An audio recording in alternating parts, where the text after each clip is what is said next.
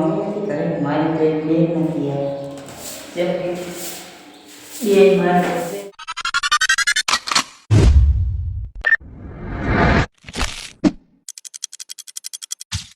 તો જય માતાજી મિત્રો, સ્વાગત છે આજના ફરીથી એક નવા બ્લોગમાં.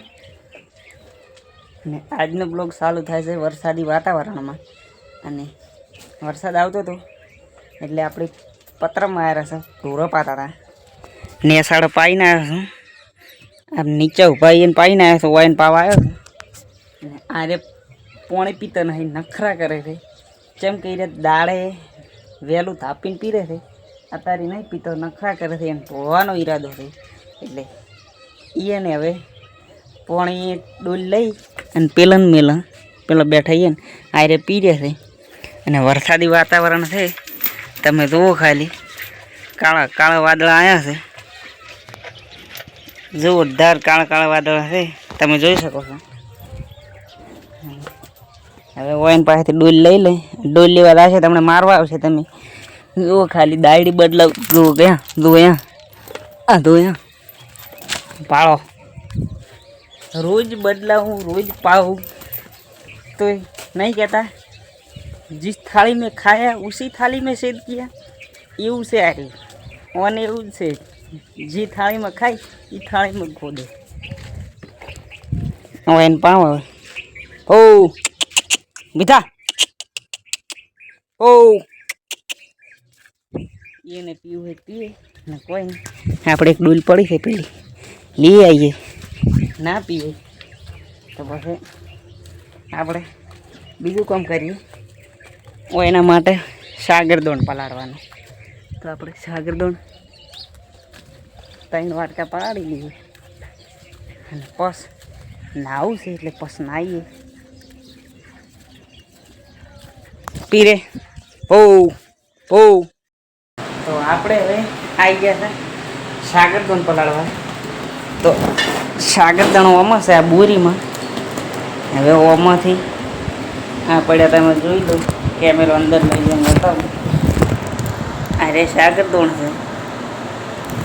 હવે 3 વાટકા આ તબડકું તાસ પડ્યો રોટલા કાઢવાનો, તેમાં કાઢી અને ચેક કરવા પડશે. હું જીવ જ ધનેરા પડી જાય, ધનેરા ચેક કરીએ આપણે.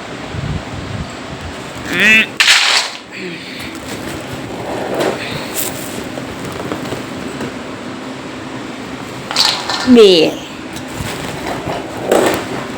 ને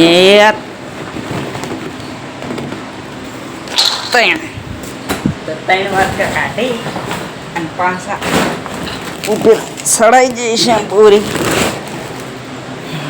એક ખાલી થઈ જશે ને એક હવે પડી છે. તો આપણે હવે સાગરદાણ ચેક કરી અને પલાળી દઈએ.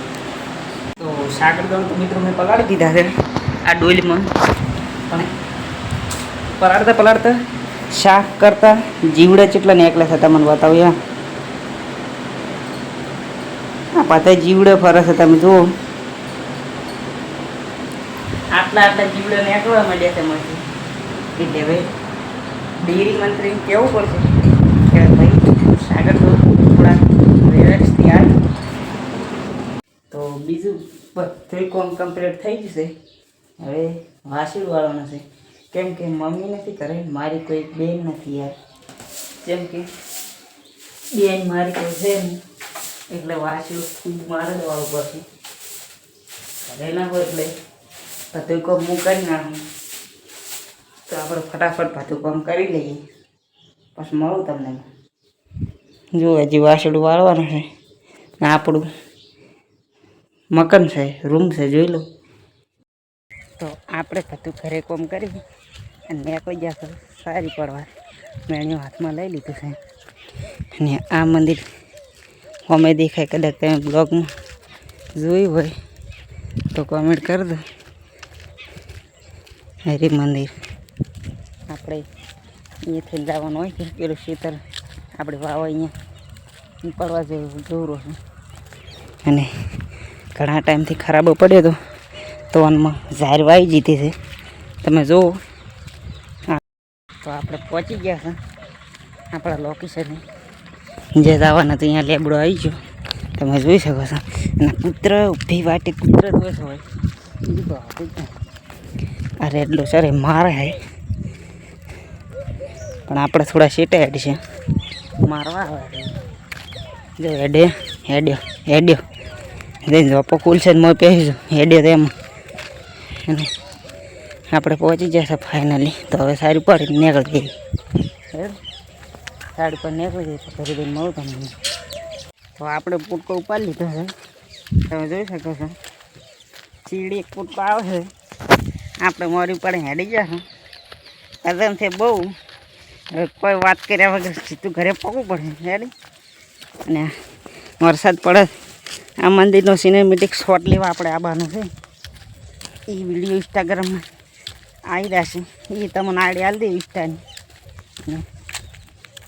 બધું કામ કરી આવી તો એને તૈયાર થઈ ગયો હતો. અને મેં આગલા વિડીયોમાં પેલા કાલવાળા વિડીયો નહીં એને પહેલાંવાળા વિડીયોમાં કીધું હતું મેં કે મારું ફેસબુક પેજ તમને હું રિવીલ કર્યું.